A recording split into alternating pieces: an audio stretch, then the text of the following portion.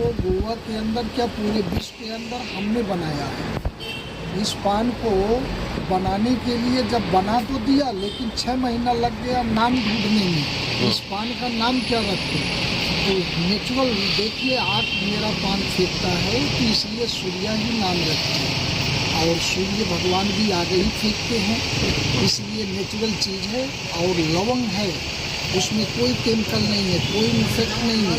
अमीर से लेकर गरीब तक ले सबके घर में वो चीज़ रहता है, और उसके खाने से सर्दी जुकाम सब कुछ ठीक हो जाता है। सिर में दर्द, गले में खटखराहट, सर्दी जुकाम सब कुछ ठीक हो जाता है।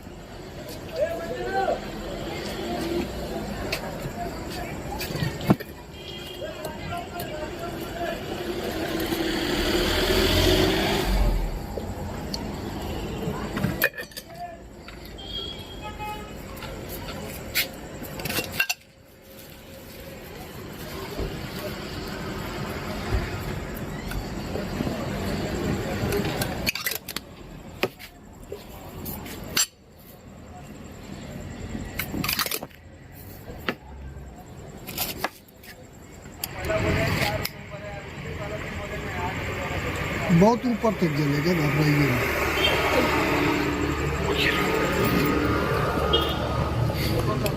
इस पान का नाम सूर्या है, छुएंगे तो जल जाएंगे, खाएंगे तो बच जाएंगे।